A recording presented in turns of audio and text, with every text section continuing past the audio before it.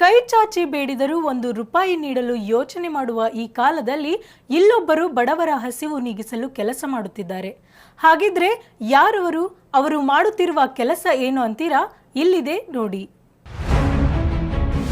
ಪ್ರತಿನಿತ್ಯ ಬಡವರಿಗೆ ಉಚಿತ ಊಟ ಉಣಬಡಿಸುತ್ತಿರುವ ವಿಶೇಷ ಚೇತನ.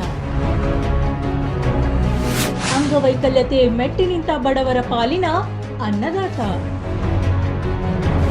ಹಸಿವು ನೀಗಿಸಿಕೊಂಡು ಅನ್ನದಾತನಿಗೆ ಹಾರೈಸುತ್ತಿರುವ ಸಾರ್ವಜನಿಕರು. ಆತ ವಿಶೇಷ ಚೇತನನಾದರೂ ಅದನ್ನ ಮೆಟ್ಟಿ ನಿಂತು ಬಡವರಿಗೆ ಉಚಿತ ಊಟ ಉಪಹಾರ ನೀಡುತ್ತಿದ್ದಾನೆ. ಹೀಗೆ ಅನ್ನದಾಸೋಹ ಮಾಡುತ್ತಿರುವ ಇವರ ಹೆಸರು ವೆಂಕಟೇಶ್ ಕಿನ್ನಳ್ಳಿ. ದಾವಣಗೆರೆ ನಗರದ ವೆಂಕಟೇಶ್ ಹುಟ್ಟು ವಿಶೇಷ ಚೇತನರು. ವಿಶೇಷ ಚೇತನನಾದರೂ ವೆಂಕಟೇಶ್ ತನ್ನದೇ ಆದ ಅಂಗವಿಕಲ ಟ್ರಸ್ಟ್ ಮಾಡಿಕೊಂಡು ಬಡವರಿಗೆ ಉಚಿತವಾಗಿ ಊಟ ನೀಡುವ ಕೆಲಸ ಮಾಡುತ್ತಿದ್ದಾರೆ.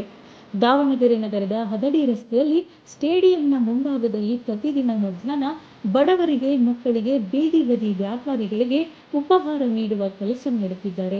ಸ್ವತಃ ತನ್ನ ಕಾಲಿನ ಮೇಲೆ ನಿಲ್ಲಲು ಶಕ್ತಿ ಇಲ್ಲದ ವೆಂಕಟೇಶ್ ಬಡವರ ಹಸಿವು ನೀಗಿಸುವ ಶಕ್ತಿ ಹೊಂದಿದ್ದಾರೆ.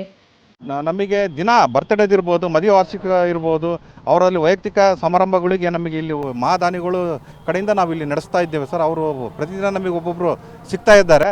ನಾವು ಮಹಾದಾನಿಗಳಿಂದಲೇ ನಾವು ಈ ಕಾರ್ಯಕ್ರಮ ನಡೆಸ್ತಾ ಇದ್ದೇವೆ ಸರ್, ಎಲ್ಲ ನಾವು ಟ್ರಸ್ಟ್ ಮುಖಾಂತರ.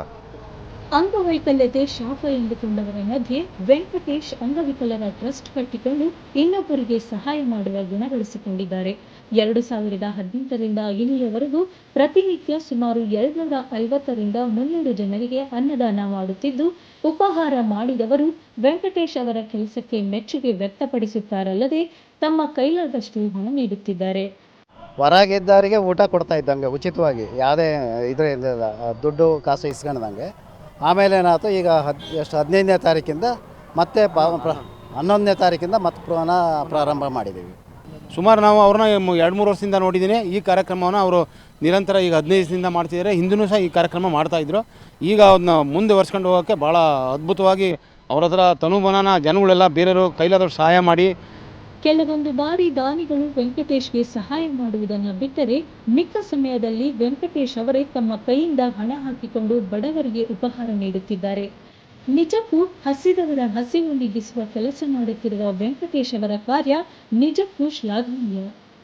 ಕ್ಯಾಮ್ರಾ ಪರ್ಸನ್ ಮಂಜುನಾಥ್ ಜೊತೆ ಅಣ್ಣೇಶ್, ಒನ್ ಕನ್ನಡ ನ್ಯೂಸ್, ದಾವಣಗೆರೆ.